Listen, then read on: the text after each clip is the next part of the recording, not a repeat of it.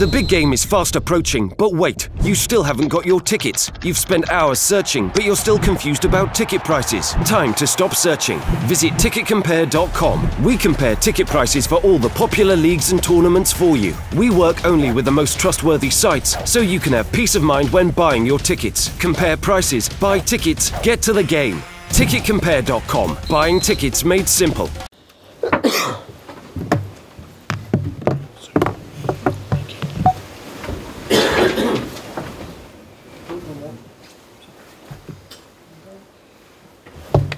Don't think that one's on, by the way.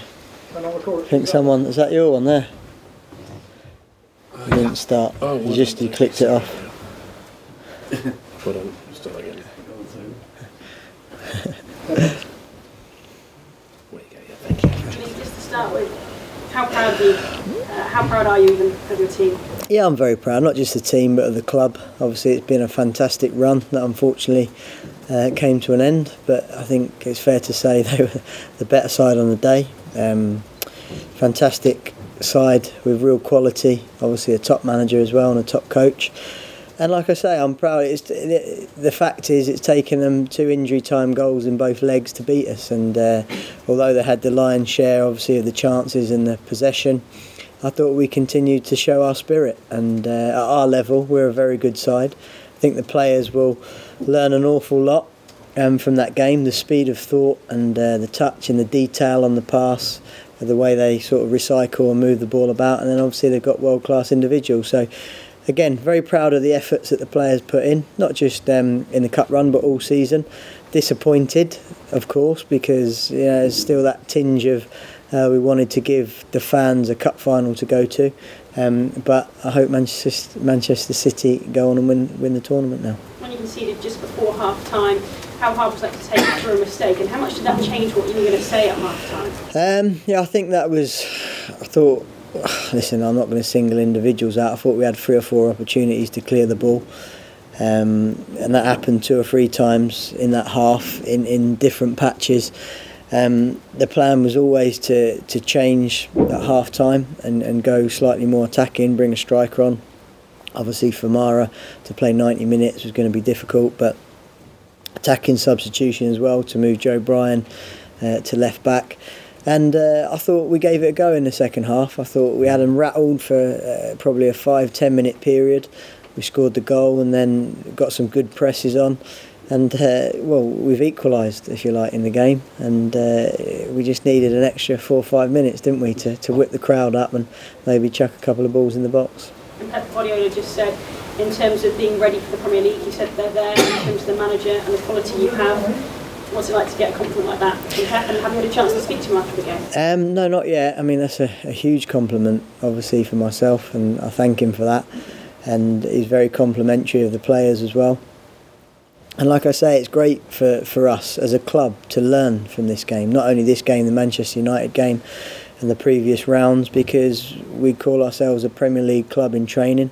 And we've got a lot of young players. Most of our players are on the rise. They've come from either foreign lands or like lower leagues, or they've been promoted from within the club as far as through the youth. So we feel like we're still a club on the rise, and we're still trying to get additions, and we want to retain our best players in each window and start building around really what we've shown this year.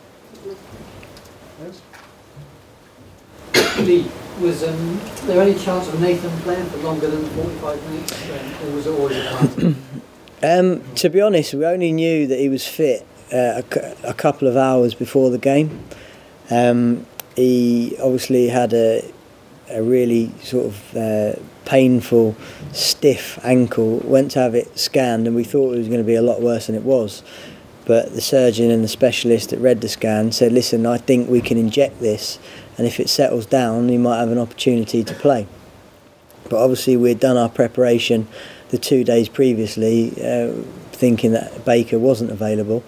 And it took a 6-7 hour period for the injection to settle it down, and then his range of movement was increased by 40%. We gave him a fitness test and he was all right. So I thought it was an attacking substitution really, and to bring Bakes on as well gave us another aerial threat, if you like.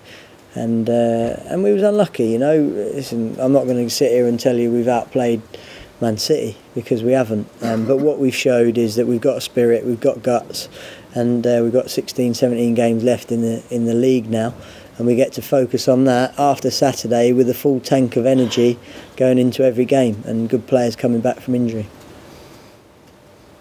Lee, a few of us bumped into Darren Way upstairs watching him after playing both of the clubs. What would you pass on to him? I know you two of your friends, what would you say to him and to try and help them before Friday? Well, listen, I think Darren's a sort of established manager now, over 100 games at that level, and he'll know what to do. I think the key is getting the best out of your team. It's obviously very difficult to play these teams, particularly like Yeovil, if you're 3 leagues below them.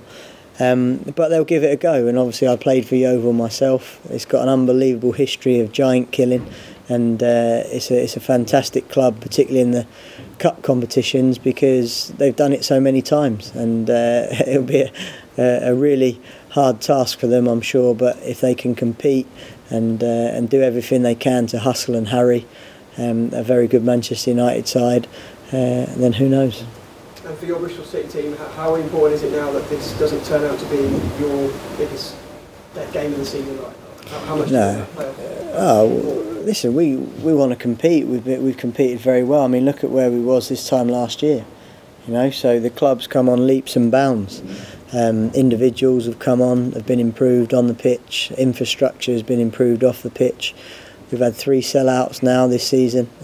Everybody's buzzing about the city, and that doesn't end now. We've got, yes, we're out the cup, but we enjoy the moments that we've given the fans and everybody else, and then we move into a really exciting league campaign. And like I say, to go into these games now with full energy and a good squad coming back, I believe in my team, I believe in my squad, and I think at our level we can compete very strongly.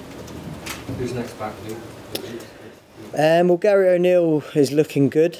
He was out moving very well yesterday. What's been his problem? To be honest, I have to say he's probably had this injury sort of on and off for about 12 months now, so we still really haven't seen the true Gary O'Neill from about 4 or 5 games into his first season. So it was the back of the calf and the bottom of the hamstring that sort of needed a release procedure, and then it was 12 to 14 week recovery, and we're just at that sort of 14 week stage now. So we hope to get him out. He's moving well, and he's a very fit lad naturally anyway, and obviously a player like that could give us the experience that we need, having been promoted as many times as he has. Eros is, we've had to sort of take a little step back, but he's probably 2 to 3 weeks away. But again, if we can get him out running, putting force through the hamstring, then it'll be quite a quick return, as long as he gets training with the boys. Must have been tremendously encouraged by the spirit shown at 2-0 down against the Manchester City side. It looked like they could go 4 or 5. And you've got back to 2-2 and so nearly. Yeah, I know, and I suppose it's a lesson for us. You know, we've conceded, particularly in injury time in the first game.